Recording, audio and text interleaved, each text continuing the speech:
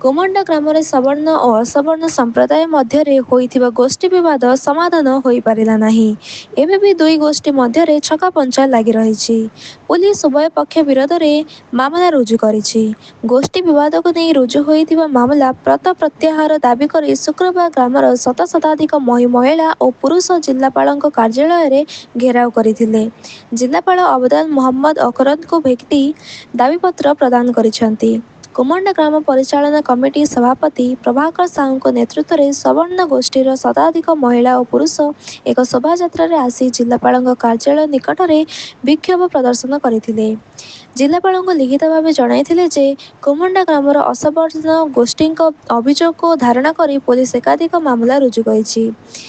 ଏକ ଆହାର ସେମାନେ ନିରପେକ୍ଷ ତଦନ୍ତ ଦାବି କରିଥିଲେ ଯେ ସଦର ଥାନାଧିକାରୀ ସେମାନଙ୍କୁ ଅଶ୍ଳୀଳ ଭାଷାରେ ଗାଳି ଏସଟି ମାମଲା ଗାଳି ଗୁଲଜ କରିବା ସହ ଏସଟି ମାମଲାର ଫଇସଲା ଦେବା ପାଇଁ ଧମକ ଦେଇଥିଲେ।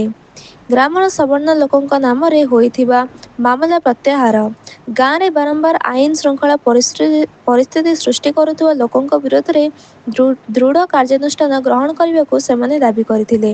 ସୂଚନାଯୋଗ୍ୟ, ଦୀପାବଳିରେ ସାମାନ୍ୟ କଥାକୁ ନେଇ ଗ୍ରାମରେ ସବର୍ଣ୍ଣ ଓ ଅସବର୍ଣ୍ଣ ମଧ୍ୟରେ ଗୋଷ୍ଠୀ ସଂଘର୍ଷରେ ଏକ ବାଇକ୍ ସହିତ ଘର ପୋଡ଼ିଯାଇଥିଲା। ଅସବର୍ଣ୍ଣଙ୍କ ଅଭିଯୋଗକୁ ଧାରଣା କରି ସଦର ଥାନାରେ ସବର୍ଣ୍ଣଙ୍କ ନାମରେ ପୋଲିସ ମାମଲା ରୁଜୁ କରିଛି। ପୋଲିସ ପକ୍ଷରୁ ସବର୍ଣ୍ଣ ଗୋଷ୍ଠୀର ପ୍ରାୟ 20ରୁ ଠାରୁ ବ୍ୟକ୍ତିଙ୍କୁ ଥାନାକୁ ଡକାଯାଇଥିଲା। ଆଜି ଏହାର ପ୍ରତିବାଦ କୋମଣ୍ଡା ଗ୍ରାମର ସବର୍ଣ୍ଣମାନେ ବିକ୍ଷୋଭ ପ୍ରଦର୍ଶନ କରିଥିଲେ। ପ୍ରଭାକର ସାହୁ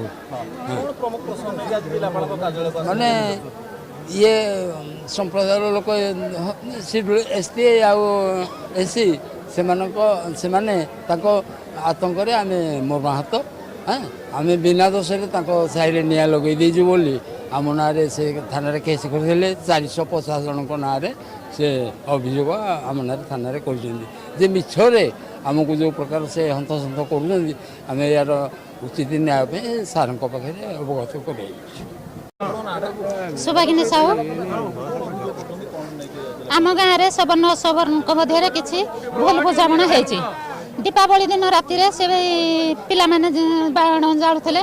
ଆମର ଅସବର୍ଣ୍ଣ ପିଲାମାନେ ଗଲେ ବାଇକ୍ରେ, ସେଠିକା ଗାଡ଼ିରେ ଲଗିଲେ କିଏ କାହାକୁ ଗାଡ଼ିକୁ ଲଗାଇছে। ଛୁଆର ବାପା ଥିଲେ, ବାପାକୁ ଯେତେବେଳେ କହିଲେ କାହିଁକି ଏମିତି କରୁଛ କ'ଣ, ସିଏ ତାକୁ ଚାପରଟେ ଦେଲେ। ଆମ ପିଲା ବି ତାକୁ ଚାପରଟେ ଦେଇଛି। ହେଇଠୁ ଇସ୍ୟୁ କରି ସେମାନେ ନିଜେ ଜାଳିଦେଲେ ଘର ନିଜେ ଜାଳି ଦେଇକି ଆମ ଗାଁ ପିଲାମାନଙ୍କ ନାଁରେ ଦେଲେ। ସେଇ ଗାଁ ପିଲାମାନେ ଜାଳିଦେଲେ ବୋଲି ତେଣୁକରି ଆମ ନାଁରେ ଏଫଆଇଆର ଦେଇଛନ୍ତି। ଆଉ ଆମକୁ SC ST କୋଟାରେ କେସ୍ ଦେଇକିନା ଆମ ଗାଁ ବାଲାକୁ ଫସେଇବା ପାଇଁ ସେମାନେ ଧମକ ଚମକ ଦେଉଛନ୍ତି। ଗାଁରେ ଯେତେବେଳେ ବିଶୃଙ୍ଖଳିତ ହେଲା କାଳୀପୂଜା ଦିନ ଆମର ଲୋକ ଗଲେ, ଆମ ସଭାପତି ମହୋଦୟକୁ ଧରିକି ଗଲେ। ତାଙ୍କୁ ହିଁ ଗଲେ ଆମର ଯେଉଁ IIC SDPO ଜଣେ ଥିଲେ, ସେ ଆମ ସଭାପତିକୁ କହୁଛନ୍ତି ତତେ କିଏ କଲା ସଭାପତି। ଆଜ୍ଞା, ମିଡ଼ିଆ ବାଲା ଭାଇମାନଙ୍କୁ ମୁଁ ଜଣାଉଛି ଯେ ଆମ ଗ୍ରାମରେ କି ଯେକୌଣସି ଓଡ଼ିଶାର ଗ୍ରାମରେ କୌଣସି ସଭାପତି ବଛାଯାଏ IIC ପୋଲିସ କର୍ମଚାରୀ ବାଛିବ ନା ଆମ ଗ୍ରାମର ସଦସ୍ୟମାନେ ବାଛିବେ। ସେମାନେ ଆମ ମହୋଦୟକୁ ଅପମାନିତ କଲେ, ଆମ ପିଲାମାନଙ୍କୁ ଧମକ ଚମକ ଦେଲେ। ଆମେ ଯେତେ କହିଲୁ ବି ମିଛ, ଆମେ ଜାଣିନାହୁଁ ସାର୍, ଆପଣମାନେ ଆମକୁ ସୁରକ୍ଷା ଦେବେ ନା ଆପଣମାନେ ଆସିକି ଆମ ଗାଁକୁ ବିଶୃଙ୍ଖଳିତ କରୁଛନ୍ତି। ଆମେ ଯେତେବେଳେ ଏଫଆଇଆର ଦେଇଗଲୁ ଆମ ଗ୍ରାମବାସୀ ତରଫରୁ ଆମ ସଦର ଥାନାକୁ, ସେଠି ଆମର ଯେଉଁ ଅଛନ୍ତି ଦାୟିତ୍ୱରେ ସେ ଆମ ଏଫଆଇଆରକୁ ରଖିଲେ ନାହିଁ। କହିଲେ ଏଇଟା ଭୁଲ ହେଇଛି। ଯଦି ଆଜ୍ଞା ଆମର ଭୁଲ ହେଇଛି ସଂଶୋଧନ କଲେନି କ'ଣ ପାଇଁ? ତେଣୁକରି ଆମେ ତ ଆଉ କୌଣସି କରିପାରିଲୁନି। ଗାଁ 5 ଦିନ ହେଲା ନା ଖିଆ ନାହିଁ ପିଆ ନାହିଁ, ସମସ୍ତଙ୍କର ଅଶାନ୍ତି ବିଶୃଙ୍ଖଳିତ ଅଛି। କାରଣ ଆମେ ଆଜି ଜିଲ୍ଲାପାଳ ମହୋଦୟ ଆମର ନିରପେକ୍ଷ ଶାସନ କରିବେ। ଆମେ ଭାରତ ବର୍ଷରେ ଆମର ଗୋଟିଏ ଗାଁ ଧର୍ମ ଜାତି ଧର୍ମ ନିର୍ବିଶେଷରେ ଆମେ ସମସ୍ତେ ଭାରତୀୟ।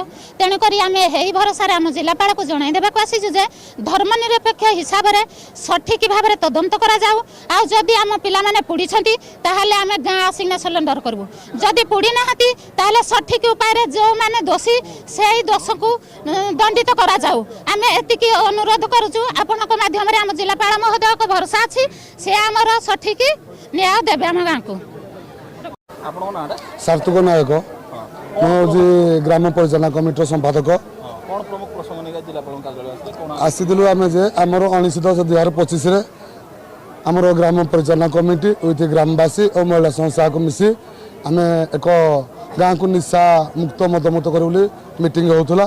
से मीटिंग की हरिजन जो असबन साहिर किसी लोक आसिले कहले आम पूजा करूँ आम गाँव सभापति महोदय परमिशन देले पूजा कर ता 2 दिन पर से आसिले जे कहले आम भसाणी करूँ आम सभापति महोदय कहले केबे भसाणी कर से कहले जे तुम सबन जो भसाणी कर तुम सहित मिसी करूँ किंतु आम सभापति बाबू कहले पिले देख एटा तो जुक्तिगत नुहे मुई ग्रामर जिते पूजा कमिटी गाँव बुद्धिजीवी मानक डाकी ए विषय आलोचना करी तुमको जनइबी तापर श्रद्धा बेले आम गाँव ये असबर्ण लोक मैंने आमको मिथ्यार SC/ST केस कही धमक समक दौर निहत्या करें से विरोध में जहाँ भी आलिगेसन कले पुलिस आम कथा कि शुणुना कि कौन कथा आम गुरुत्व करनी कि से जो केस दौरान से जहाँ केस दौर पुलिस केस किसी प्रॉपर इन्वेस्टिगेशन न करी केस रजिस्ट्री करुँची जहाँद्वारा एरा आम पूरा बहुत मर्माहत हो पुलिस सदाबले आमर सबन लोक मान एक्शन नौ आई जो कनक न्यूज मिथ्या प्रचारण करुँची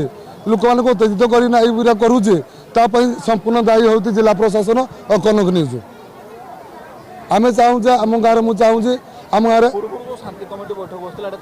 आम किसी शांति कमिटी अंशग्रहण करूँ कारण आमर सभापति महोदय को आम कही जहाँ हम गाँव में आमर 10,000 लोक अच्छा सर्वसम्मुखें कठोर आलोचना हम किंतु आम कौन पर्सनाल गुप्त आलोचना करूँ।